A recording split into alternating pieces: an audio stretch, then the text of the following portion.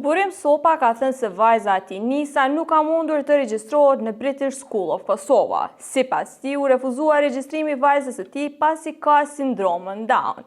Në Facebook ai ka thënë: "Sot ndjeva një dhimbje që si prind nuk do doja ta përjetoja kurrë. Institucioni British School of Kosova refuzoi regjistrimin e vajzës sime Nisës, vetëm sepse ajo ka sindromin Down."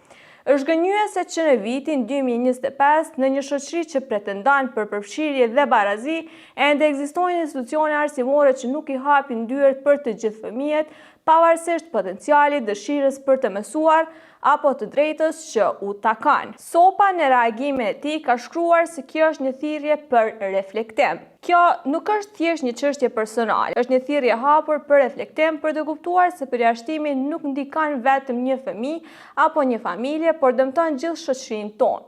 Fëmijët si Nisa nuk kanë nevojë për mëshirë, ata kanë nevojë për mundësi, për hapësirë, për edukim dhe për trajtim të barabartë. Uroj që kjo përvojë të shërbejë si vedisim për institucionet që ende nuk e kanë kuptuar çka do të thotë vërtet përfshirje. Nëse këto pretendime të Sopës qëndrojnë ashtu, atëherë ky është një rast i rënd diskriminimi ndaj një fëmije i cili patjetër duhet të jetë i barabartë me gjithë të tjerët, sidomos në të drejtë për arsimim. Tani, unë do të telefonoj këtë institucion arsimor për të kuptuar se nëse është bërë ky lloj diskriminimi dhe nëse po pse ka ndodhur një gjë e tillë. Ale, përshëndetje. Ale, përshëndetje.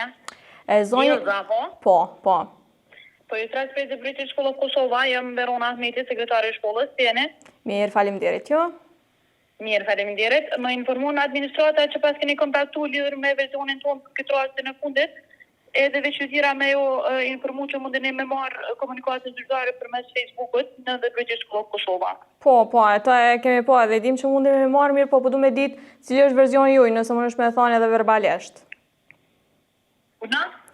Po thamë verbalisht nëse mund të shme thonë cili është verzioni juaj në lidhje me këto, se faktikisht institucioni juaj po akuzohet për diskriminim ndaj një fëmije. A është e vërteta që ndran ai pretendim? Do thotë sekretarisha e shkollës nuk dashi të përgjigjet në mënyrë verbale në lidhje me ato pretendime të prinditve, se tha që mund t'i marrim gjitha ato postime që kanë bërë rrjetin social Facebook, e në vijim mund të shohim reagimin e tyre në lidhje me këtë pretendim.